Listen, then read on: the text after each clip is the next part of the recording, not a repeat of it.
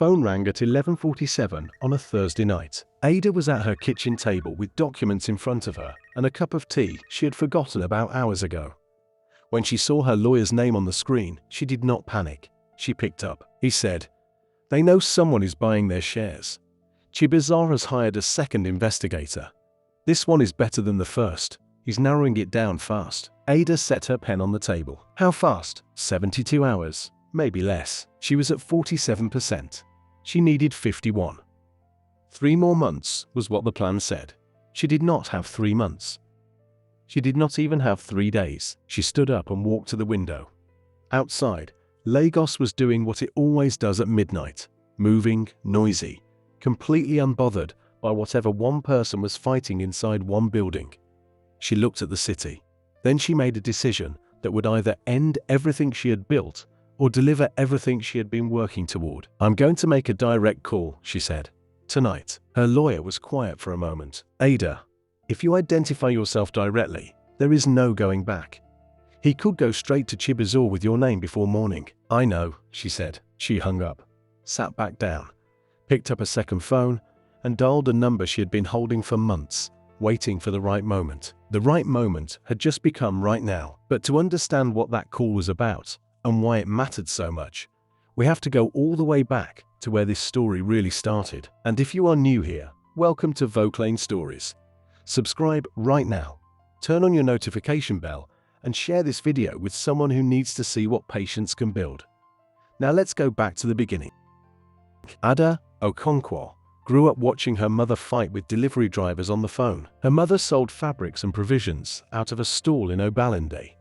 She imported things from Dubai and China and resold them across Lagos. The business was good. The deliveries were always a disaster. Packages going missing. Drivers showing up 3 days late or not at all.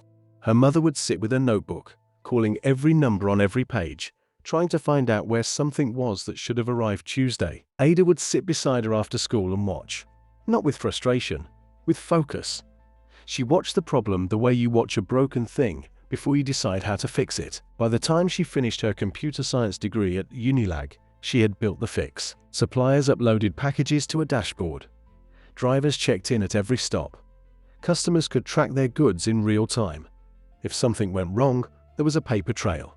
Clean, simple, and it worked. Her mother's delivery problems dropped 70% in the first month. Ada showed the prototype to one person, not an investor, not a professor. She showed it to Emeka, because Emeka was the person she trusted most in the world. They had met in second year, at a class neither of them was officially supposed to be in. Emeka had charmed his way in. Ada had registered 3 days late and found the only empty seat, which happened to be next to his. By the end of that semester, they were the kind of friends who don't need to explain themselves to each other. Emeka had a gift Ada had long accepted she would never have. He could walk into a room full of strangers, and within 20 minutes, people were telling him things they hadn't planned to say. He remembered faces, details, things that mattered to people. His warmth wasn't a performance. It was simply how he was put together. Ada was built differently. She was sharp in ways that made some people slightly uncomfortable. She had no patience for things that didn't matter, and she could see when something was wrong well before anyone else in the room noticed. She wasn't unkind. She was just always honest, and not everyone is ready for that. Between them, they were exactly what the other one was missing. And there was something else between them too. Something neither of them ever put into words. They both felt it. They both chose to leave it alone, for reasons that seemed sensible at the time. Years later, that would feel like the smallest of her regrets. The night she showed him the prototype, they were sitting on her apartment floor in Yaba with jollof rice in takeaway containers because the dishes hadn't been done in 3 days, and neither of them was thinking about that tonight. She turned the laptop toward him. He watched quietly. She thought the silence meant he wasn't impressed. Then he looked up and said, "Ada, this is real money." "I know." "No, I mean a real company. This is serious." "Emeka, I know." He pointed at the screen. "Who else has seen this?" "Just you." He was quiet.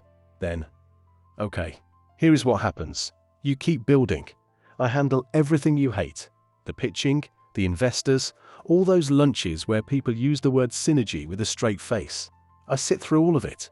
You just build. What's your stake? 50-50. You haven't done anything yet. No, but I will. She looked at him honestly.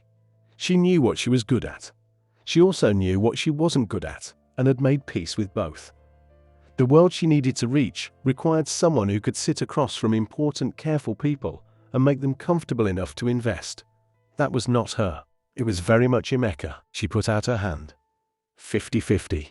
One condition. What? We get a proper lawyer for the founding documents. A real one. He laughed. You already don't trust me. I trust you completely. That's exactly why I want it in writing. They both laughed. They got a lawyer. Or rather, they used a friend finishing his law degree who looked at the 12-page document and said it was fine. It was not fine, but they were 24 years old, and 12 pages seemed thorough enough. They called the company TrackFlow. Ada's apartment in Yaba became their office. 2 laptops, 1 whiteboard, always completely covered, enough takeaway containers to fill a skip. They argued about features until midnight, went to sleep, and started again. Their first client came through one of Emeka's contacts, an import company in Apapa, willing to try the platform for 60 days. By day 30, the client called, asking for a permanent contract. By the end of year 1, 11 clients.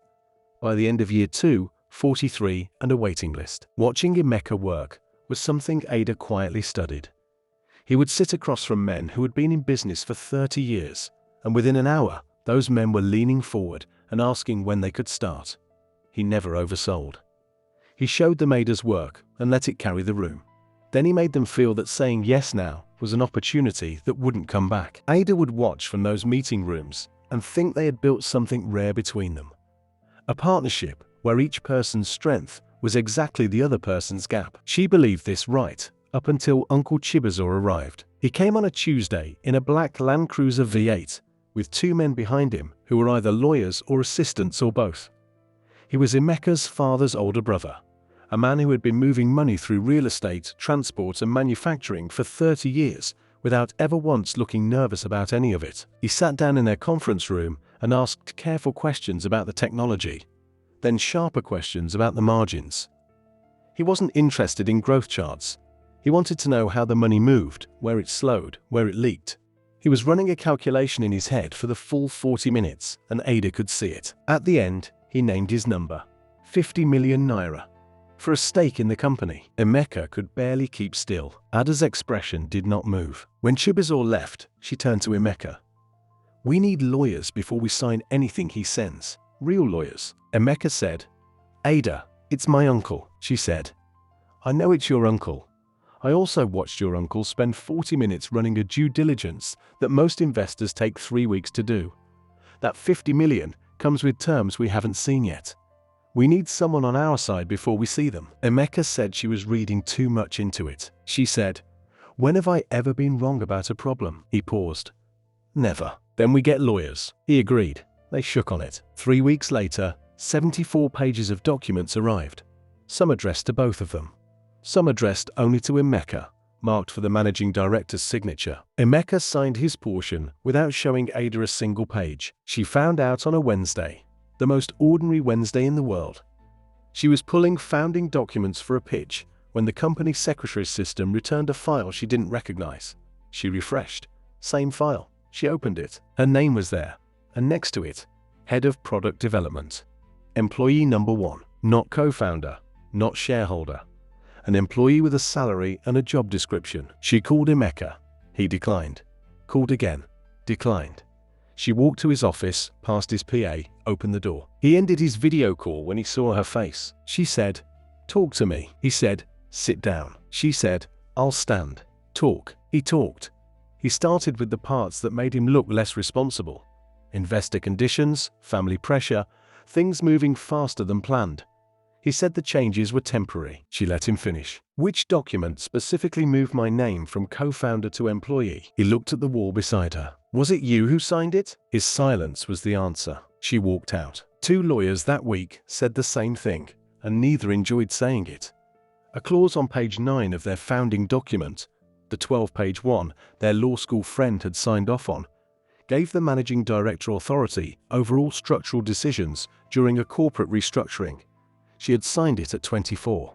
She hadn't read page 9 carefully enough, because she trusted the person sitting beside her. Fighting it would cost more than she had and take years she couldn't be certain of winning.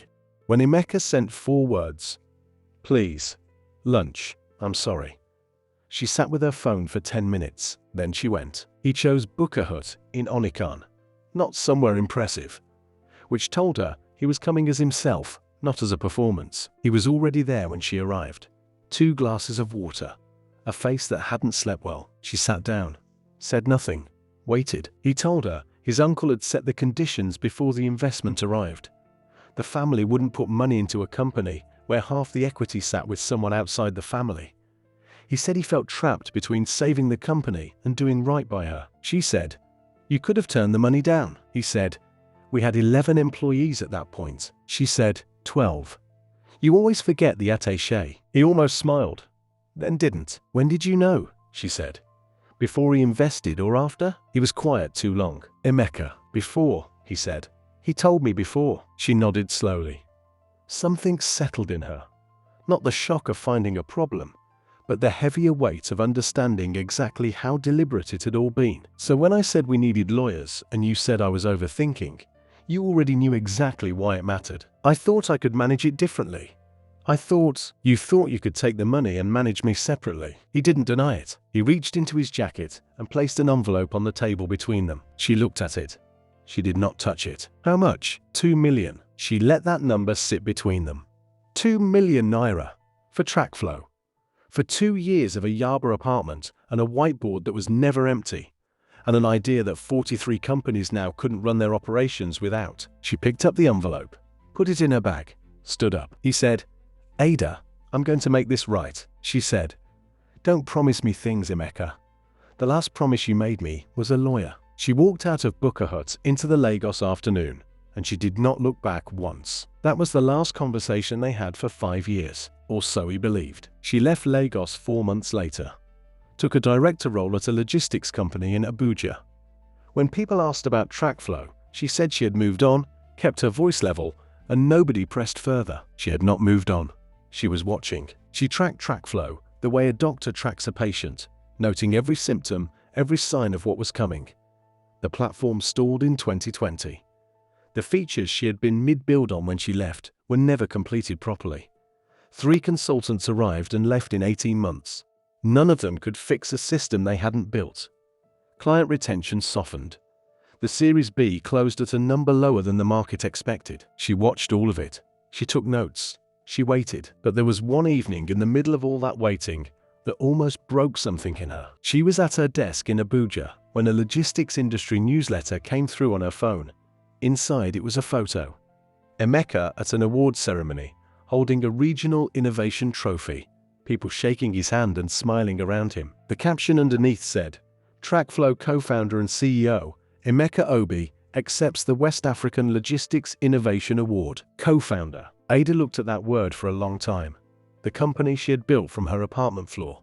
The platform she had coded through. 2 years of cold jollof rice and arguments, and nights that never seemed to end. His name next to that award, hers nowhere. She put the phone face down, sat with her hands flat on the desk. For the first time since she left Lagos, something cracked. She did not cry. She did not shout. She sat there until the feeling passed, and when it passed, what was left was not sadness. It was something colder and much clearer. She was going to fix this. Not through a lawyer, not through a public fight. She was going to fix it the only way that would actually last. Around that time she met Tunde. He worked in infrastructure finance, listened before he spoke, and had the specific quality of not being frightened by a woman who was sharper than him. She told him the full TrackFlow story on their 4th date, leaving nothing soft. When she finished, he was quiet. Then he said, "What are you going to do about it?" Not, "Let it go." Not, "It's in the past." Just, "What are you going to do?" She said she was still working out the timing. He said to let him know when she needed connections in corporate finance. That was when she decided to keep him. But Tunde was not just quiet support.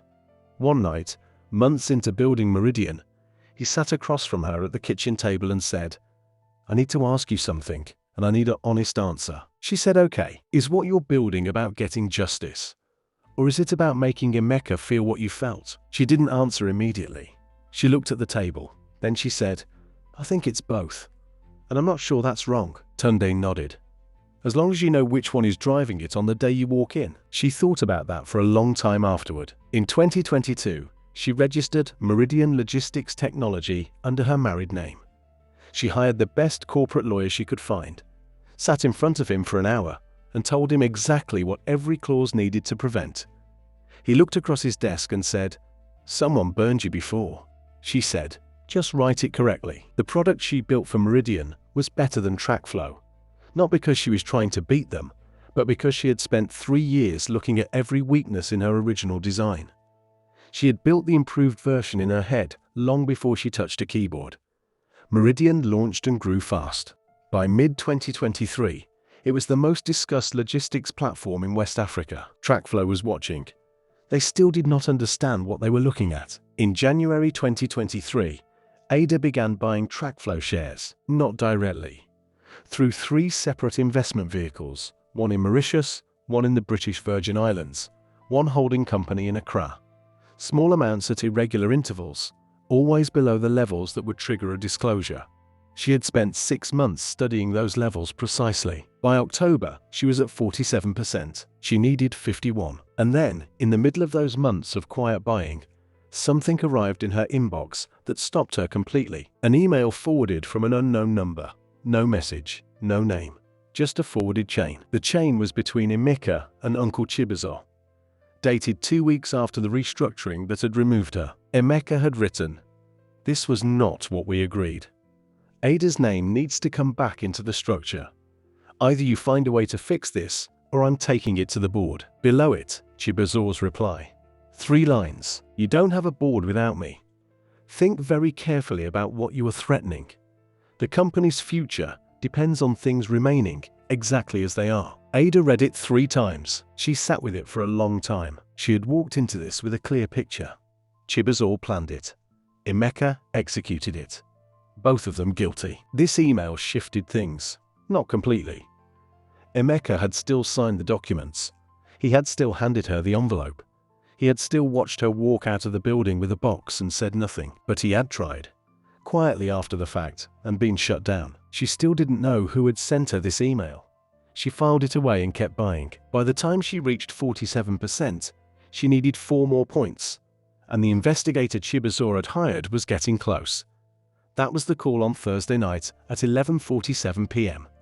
And that was why she picked up a second phone and dialed a number she had been saving for months. The number belonged to a man named Jide. Jide had been TrackFlow's 3rd employee. He had been with the company from almost the very beginning. He remembered what it was before money arrived and changed things. He had stayed long after Ada left, watching consultants come and go, watching the product fall behind, watching Chibuzo's family tighten their grip on everything. He had accumulated shares quietly through his employee options over the years. And somewhere along the way, Jide had become very unhappy with what TrackFlow had become. Ada knew this because she had done her research. When she called him, she said her name without hiding it. There was a pause on the other end. Then Jide said, "I wondered when you would call." She told him she wanted to buy his shares. She named a price, 20% above market. Her lawyer had told her fair market was enough. She paid the premium anyway, because Jide had been there from the beginning, and what he was selling was not just shares. He said yes. Then he said, "I sent you something a few months ago, an email chain. I kept it for years. I didn't know what to do with it until I heard Meridian was growing." Ada was very still. "That was you," she said. "Yes." She asked why he had kept it. He said, "Because what they did to you wasn't right, and I thought someday someone should know we tried." After she hung up, Ada sat in the quiet for a long time. The person who had helped her cross the finish line, both the shares she needed and the one piece of information that complicated everything she thought she understood about Emeka, was a man who had watched what happened from the inside and waited 5 years for the right moment. She had not been as alone in this as she thought. But before the call ended, Jide told her one more thing. He said, "After I agreed to sell you the shares, I told Chibuzo you were coming. He asked me directly, and I couldn't lie to him. I'm sorry. But the share transfer is done. I made sure of that first. There's nothing he can do to reverse it. I just thought you should know he knows." Ada thanked him. She hung up. She looked at the time. The meeting was in 3 days. Chibuzor had 3 days to prepare. She had 3 days to walk in there anyway. The second transfer cleared on a Friday afternoon at 4:47 p.m.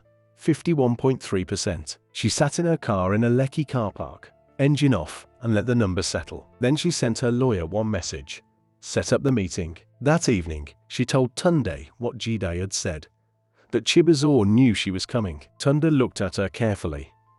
Does that change anything? She thought about it honestly. He's had 30 years of business experience. He's had 3 days, and the transfers are filed. There is nothing legal he can do before Monday. So you're going anyway? I was always going, she said. 3 days before the meeting, Ada went to an industry dinner at a Victoria Island hotel that she had almost skipped. Tunde said the air would do her good. She went, found the bar, ordered water. Someone came and stood beside her. She recognized the voice before she turned. Emeka, 5 years. Different name on her side, shorter hair, a different city. He looked at her with nothing behind his eyes. No recognition at all. He introduced himself the way he always had. Warm, easy, like your company was the best thing that had happened to him all week. She gave her married name, kept her voice flat. He asked what she did. She named a Meridian subsidiary, small enough to mean nothing to him. Then he said, logistics tech is having an interesting year. We're navigating something big ourselves. TrackFlow. You might have heard of us. Big structural changes coming in the next few weeks. She looked at him. This man she had built something with, standing at a hotel bar, talking about big things coming. He didn't know that Chibuzor already knew what was coming. He didn't know that the biggest thing arriving in his professional life was standing right next to him ordering water. She said, I'm sure it will go well. He said, Inshallah, it always does. He smiled and moved on to greet someone else across the room. Ada picked up her water. Her hands were completely steady. 3 days later, she walked into the building. She arrived early and waited in her car until 8:45. Then she went in. The boardroom was on the 14th floor. Glass walls, Lagos Harbour beyond the windows. Through the glass, she could see the TrackFlow team already seated. Chibuzor at the head of the table. He was looking directly at the door. He had been looking at that door for 3 days. This was not the surprise she had planned. He had prepared for her. When Ada walked in, nothing moved in his expression, but she could see the preparation in his stillness. This was not the shock of recognition. This was a man who had already calculated his options and chosen his first move. She sat down. Emeka walked in 4 minutes later, mid-sentence on a phone call. He looked up at the room. He saw her face. The call ended without a goodbye. 3 full seconds of nothing. She said, good morning. He said, Ada. He sat down across from her. She let the TrackFlow team run their merger pitch. Professional, detailed, confident. She let them finish every word. Then she opened her folder and slid the share register across the table. One entry highlighted in yellow. Meridian Logistics Holdings, 51.3%. Chibuzor picked it up. He read it. He set it down. Then, before Ada could say another word, he turned to the lawyer sitting beside him and said, we want full CAC verification of these transfers before we acknowledge any ownership claim. Get the board legal team on the phone. This was his prepared move. Challenge the transfers, create doubt, buy time. Ada's lawyer spoke before Chibuzor's could reach for a phone. The transfers were filed with the CAC on Friday afternoon at 4:51 p.m. Registration number is on page 3 of the document in front of you. You can call whoever you need to call. The answer will be the same. Chibuzor's lawyer turned to page 3. He read it. He placed the document face down on the table. Chibuzor looked at Ada from the far end of the room, and then he gave one slow nod. The acknowledgement of a man who had prepared a countermove and watched it fail before he could finish using it. She laid out every document, the original founding records, the forensic comparison showing what the restructuring papers said versus what she had actually signed. The payment trail to the Port Harcourt lawyer, dated 3 months before the restructuring was presented to her. The evidence that the clause on page 9 had been placed there before Chibuzor's involvement even began. Chibuzor said, what do you want from this room? She said, what was mine? When the lawyers were done, and the documents were done moving, and the TrackFlow team had filed out one by one, Chibuzor left last. At the door he paused and looked back at her.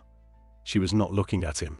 He left. The room emptied until it was just Ada and Emeka. He said he had something to show her. He reached into his jacket, opened an email chain on his phone, slid it across the table. Ada looked at it. She said, "I already have this." Emeka stopped moving. "I received it 4 months ago," she said. "Forwarded from a number I didn't recognize." He stared at her. "Who sent it to you?" "Jide," she said. Emeka said nothing for a moment. His face did something she hadn't seen before. Not guilt exactly, not relief, but something closer to being found out for something he hadn't actually done. Someone who had worked beside him every day had seen what happened to Ada, had kept that email for 5 years, and had been waiting for the right moment to use it. He said, "I didn't know he did that." "I know you didn't," she said. He looked at the table. "Does it change anything?" She said, "You still signed the documents. You still handed me the envelope." She paused. "But it changes how I understand it, which is not the same thing." He nodded. "Why didn't you reach out to me yourself?" she said. "After you tried to push back and Chibuzor shut you down, why didn't you just pick up a phone?" He said, "Because calling you would have meant admitting I didn't have the courage to stop it when it mattered. I could write an email to my uncle. I couldn't face you." She looked at him. "You did fail me," she said. "Not loud, not sharp, just true. That email doesn't give back 5 years. It doesn't give back the afternoon I walked out of this building with a box." She picked up her briefcase. "But I'm glad I know." She stopped at the door. "The 3 engineers who built the original core system, they get equity in whatever the restructured company becomes. That is a condition, not a request." He said, "Done." She opened the door. "Ada." She stopped. "I've been watching the Meridian platform for a year," he said. "It's better than ours." "I know," she said. And she walked out. "There is one more thing." After she left the boardroom, her lawyer called her in the car. He told her the criminal fraud filing was ready. The evidence was more than sufficient. Chibuzor could face charges. The Port Harcourt lawyer could face charges. What had been done in 2019 had a legal name and a legal consequence, and they were prepared to pursue it. Ada sat in her parked car outside the building. She thought about Chibuzor's children, who had not been in that boardroom. People who had nothing to do with what was done to her. She thought about Emeka and the email he had written and nobody had listened to. She thought about Jide, who had kept that email for 5 years and waited for the right moment to give it to someone who could use it. She called her lawyer back. "No criminal filing," she said. "The restructuring is enough." Her lawyer was quiet for a moment. Then, "Okay." She started the car and drove home. The restructured merger took 14 months. The combined company was called Meridian TrackFlow. Ada held executive chair. The 3 engineers received equity. Chibuzor's family kept a minor position with no board authority. Emeka took an advisory role because he was genuinely good at what he was good at, and Ada had meant every word about not hating him. But executive power was not part of any conversation, and they both knew why without having to say it. On the day the announcement went public, the combined valuation was 11 billion naira. Tunde sent her a voice note that morning. 3 seconds. Just him laughing. She listened to it 4 times on the way to the office. That evening, she told him about the criminal filing she had chosen not to pursue. He listened. Then he asked, "How do you feel about it?" She thought about it honestly. "Like I've finished something," she said. "Not everything, but enough." He nodded. That was the right answer, and they both knew it. They took her name off every document they could find. They replaced her title with a job description. They gave her an envelope and a lunch where nobody could hold eye contact. They believed they had finished it. What they didn't plan for was what Ada did with the years they handed her. She built something better than what they took. She bought their shares quietly, 1 small block at a time, for 18 months, below the level that anyone noticed. When they finally noticed, the transfer was already filed, and there was nothing they could do. She walked into that boardroom, not as the woman they had finished. She walked in as the majority shareholder of everything they believed they owned, and the man who had spent 3 days preparing a counter, who had been looking at the door when she walked through it, sat and watched that counter fail in 5 minutes, because some plans cannot be stopped once they are already done. And the most dangerous plan is always the one that no one could see, built quietly in the years when everyone had already stopped watching. They forgot to keep watching her. That was the last mistake they ever made.